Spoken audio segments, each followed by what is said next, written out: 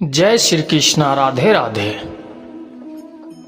भक्ति करते समय मन शांत रहना चाहिए और सभी तरह की बुरे विचारों से बचना चाहिए।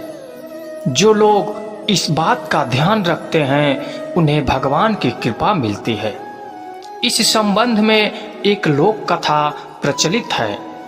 कथा के अनुसार पुराने समय में दो संत एक साथ रहते थे। दोनों की भक्ति का तरीका अलग अलग था। एक संत दिन भर तपस्या और दूसरा मंत्र जाप करते रहता था, जबकि दूसरा संत रोज सुबह शाम पहले भगवान को भोग लगाता और फिर भोजन करता था। एक दिन दोनों के बीच झगड़ा होने लगा कि बड़ा संत कौन है। इस दौरान वहां नारद मुनि पहुंच गए। नारद ने दोनों संतों से पूछा कि किस बात के लिए लड़ाई कर रहे हैं। संतों ने बताया कि हम ये तय नहीं कर पा रहे हैं कि दोनों में बड़ा संत कौन है। नारद ने कहा कि ये तो छोटी सी बात है, इसका फैसला मैं कल कर दूंगा। अगले दिन नारद मुनि ने मंदिर में दोनों संतों की जगह के पास हीरे की एक एक अंगूठी रख दे।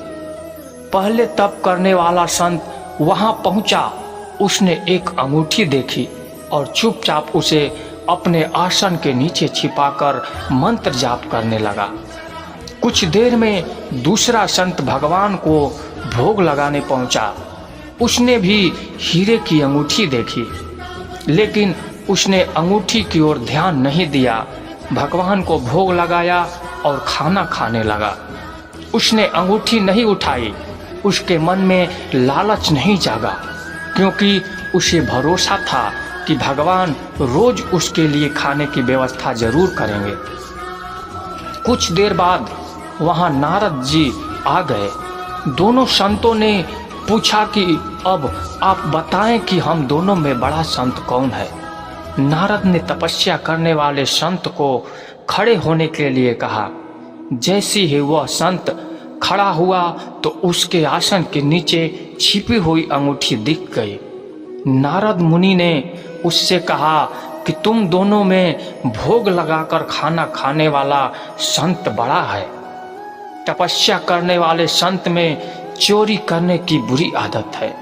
उसने भक्ति के समय में भी चोरी करने से संकोच नहीं किया, जबकि भोग लगाने वाले संत ने अंगूठी की ओर ध्यान तक नहीं दिया। इस कारण वही संत बड़ा है। इस प्रसंग की सीख यह है कि भक्ति तभी सफल होती है जब भक्त के मन में बुरे विचार न हो, भक्त बुरे काम न करता हो। जिस भक्त के विचार पवित्र हैं और जो बुरे कामों से दूर रहता है, सिर्फ उसे ही भगवान की कृपा मिलती है।